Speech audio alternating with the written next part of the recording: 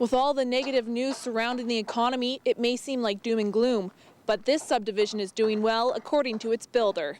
Coming up after the break on Newsfile, find out why one urban planner believes that Walmart and driving are not the way of the future.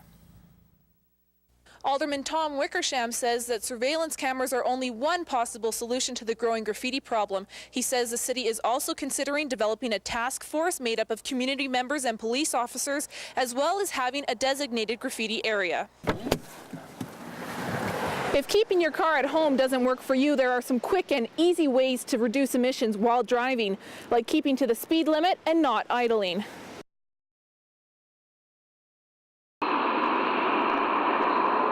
To say it was a close call would be an understatement. Operations along River Road were brought to a standstill this morning when an accident on a Canfor pipe bridge nearly electrocuted a worker. This morning at approximately 11:20 a.m., we had the unfortunate incident in which one of our contractor companies were erecting scaffold to our pipe bridge, and we had a power line contact in which one of the poles that he was moving in for the scaffold touched a power line, an overhead power line. The man was going to eventually perform some work on the product pipe bridge, which links the two mills together.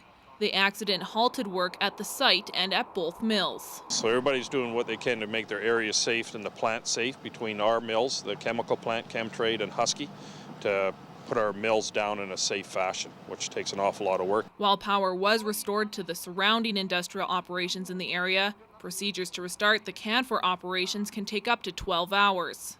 WorkSafe BC officials were on the scene and will be investigating the incident along with officials from Canfor.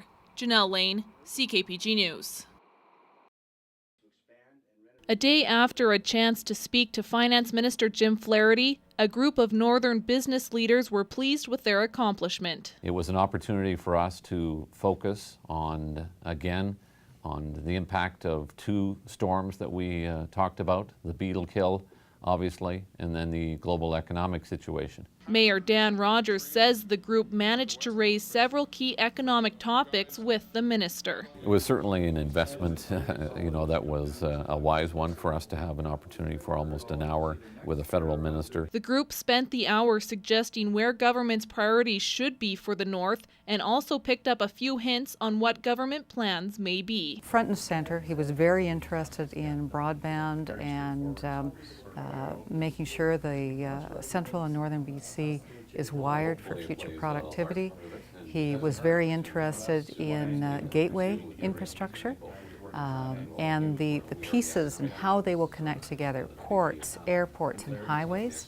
The one that I was highly impressed with, because I see it as a real need through our clients in the north, is the housing stimulus for First Nations. And while local officials are pleased with their efforts, they admit they didn't receive any promises.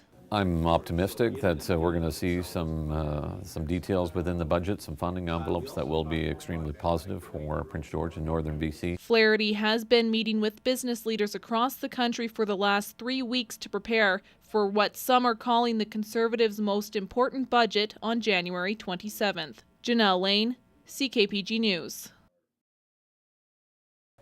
It may look like an empty lot to us, but the McIntosh family sees their future. The family is going to have a home, which is, to us, a huge, huge blessing, and we're really grateful for that. The McIntoshes will be the 23rd family in Lethbridge to get a Habitat for Humanity home. But Habitat for Humanity is having trouble finding affordable land to build future projects. The critical crisis is going to be affordable land, and that's where we need the city and the province to step up. 3 years ago, the organization secured 3 lots for just over $30,000. But since then, lot prices have tripled. Shapiro says the city has been talking about addressing the issues, but not following through. They've only talked the talk. They haven't walked the walk. We have the model, and we've walked the walk.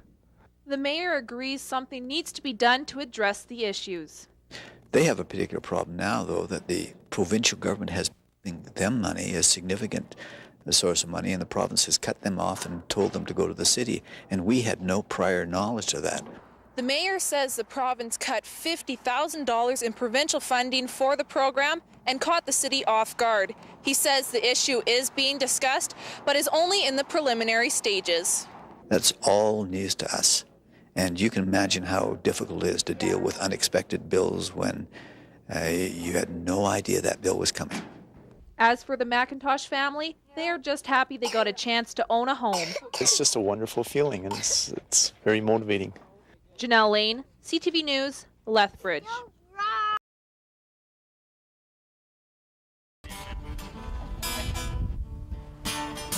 Some University of Lethbridge students are making the best of living outside for 5 days. We can rip duct tape and break cardboard with the best of them. Many people have heard of the students' quest to raise money for the local youth shelter, Woods Home. Passerbys are generously donating money for the shelter, but some have been handing over other items. Someone donated us a blanket earlier today. The reception has been mostly positive, but one student says they haven't always had a good reaction. Our first day we had mixed experiences, definitely, but lately everybody who seems to be supporting us continually seems to support us. Obviously, the cold and the bone-chilling wind has been a major factor here. I've only been here for a very short time and I've had to throw on one of their donated blankets to keep myself warm.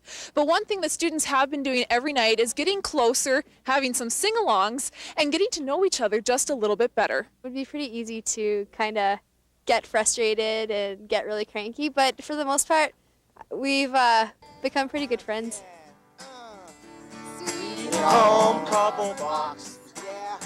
Students say they know what they've been doing the past couple of nights is more like camping than being homeless, but they say their intentions are to get as close as possible. We wanted to kind of clear the misconception that this isn't us necessarily portraying homelessness. We could never imagine how difficult it would be to be homeless, but we're trying to create a simulation.